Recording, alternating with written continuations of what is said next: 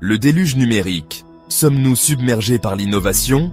La technologie progresse à un rythme sans précédent. Chaque jour, de nouveaux gadgets et plateformes apparaissent, promettant de nous simplifier la vie et de nous connecter davantage. Mais au milieu de ce déluge numérique, une question cruciale se pose. Ce progrès rapide est-il vraiment bénéfique pour nous? Nous sommes constamment bombardés d'informations et nous avons du mal à suivre les dernières tendances et mises à jour. Notre capacité d'attention diminue à mesure que nous parcourons des flux interminables, sacrifiant la profondeur au profit de la superficialité.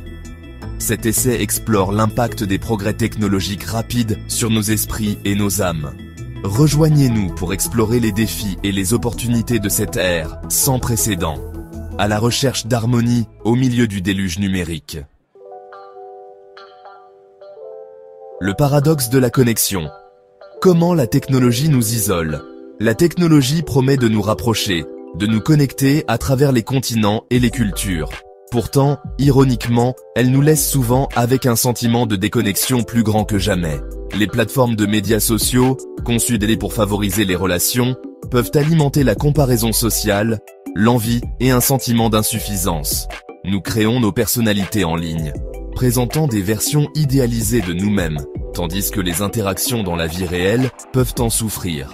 Le flux constant d'informations et de divertissements à portée de main peut créer une dépendance, entraînant un repli sur soi et un isolement social. Des études ont montré une corrélation entre l'utilisation excessive des médias sociaux et l'augmentation des sentiments de solitude, d'anxiété et de dépression.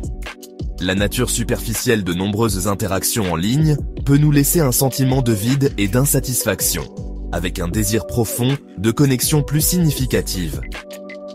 Ce besoin constant de gratification instantanée peut rendre difficile le fait d'être présent, d'apprécier les aspects plus lents et plus nuancés de la vie. Perdu dans l'accélération. Un regard sur la pensée de Paul Virilio. Le philosophe français, Paul Virilio, offre une perspective fascinante sur l'impact de la technologie sur nos vies. Virilio soutient que nous vivons à l'ère de la dromologie, où la vitesse et l'accélération dominent tous les aspects de notre existence.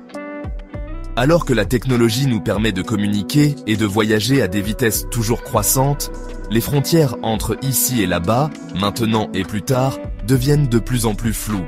Ce flou peut entraîner un sentiment de désorientation, une impression d'être constamment en transit, jamais pleinement présent dans un lieu ou un temps donné.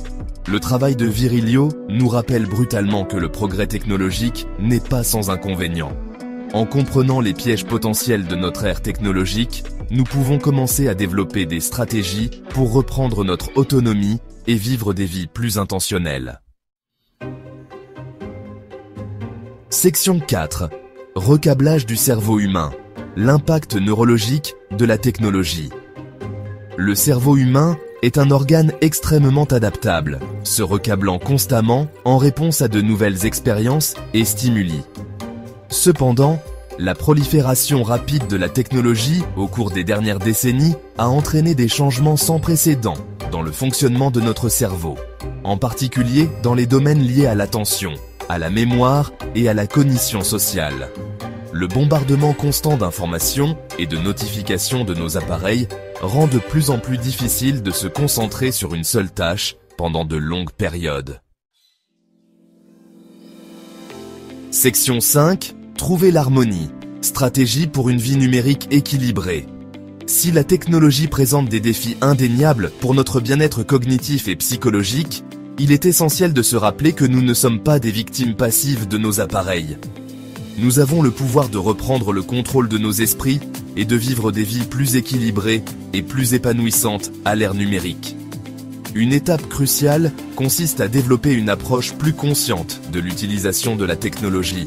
Réserver des moments précis pour consulter ses emails et les médias sociaux, plutôt que de les surveiller constamment, peut contribuer à réduire les distractions et à améliorer la concentration. De plus, la création de zones sans technologie dans nos maisons et nos lieux de travail peut offrir de précieuses occasions de déconnexion et de ressourcement. En adoptant ces stratégies et en cultivant une approche plus consciente de la technologie, nous pouvons exploiter les nombreux avantages de l'ère numérique tout en atténuant ses inconvénients potentiels.